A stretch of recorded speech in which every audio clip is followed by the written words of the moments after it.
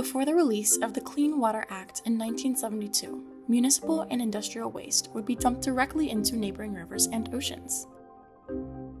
Over the past 50 years, the United States has drastically changed its wastewater treatment, and although our water is far from perfect, our surrounding waterways are much cleaner now.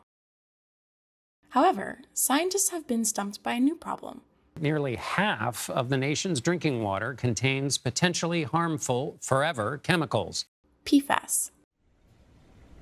Per- and polyfluoroalkyl substances, otherwise known as PFAS, are a group of man-made chemicals that break down very slowly.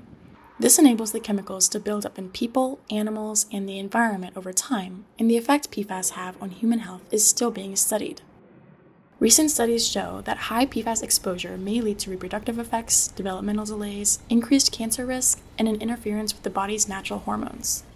Because PFAS are used everywhere, from non-stick cookware to stain-resistant clothing, many of these chemicals end up in our wastewater treatment facilities. PFAS are often released back into the environment because they are 1,100 times smaller than a grain of sand, which is small enough to seep through the filters of a wastewater treatment facility.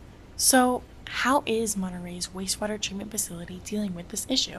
When I reached out to Monterey OneWater to interview their lab technicians, their spokeswoman responded in an email, stating, "The science, regulations, and public messaging around PFAS are still evolving, and as a wastewater treatment agency, we are passive receivers, not producers of these chemicals. We defer to regulatory agencies and other experts for guidance on this issue."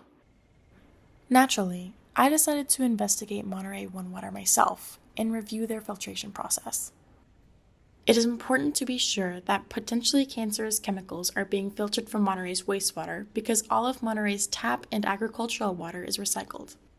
That means all the water we use to cook, drink, and wash our clothes with is not just coming from underground wells, but from yesterday's water that was flushed down the drain.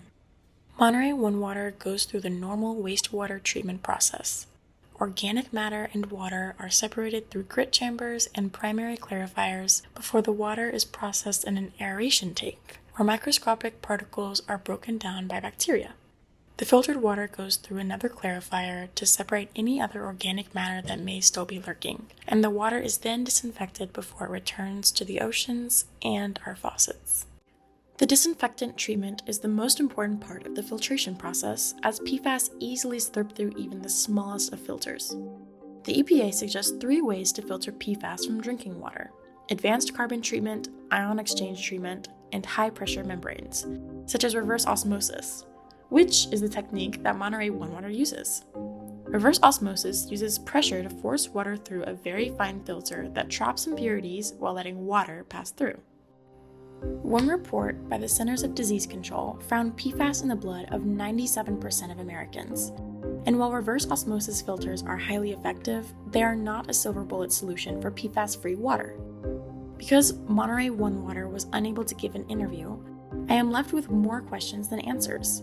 For example, Monterey OneWater takes organic matter and dries it in the sun, which creates compost. However, the facility does not deliver their compost to the directly neighboring farms, but instead delivers their compost to farms miles away. Is this because PFAS still lingers in the organic matter? What levels of PFAS is the facility discovering in the water, and how are they testing for it? These questions and more are vital to ask, and help inform the public on how to protect themselves from a rising threat.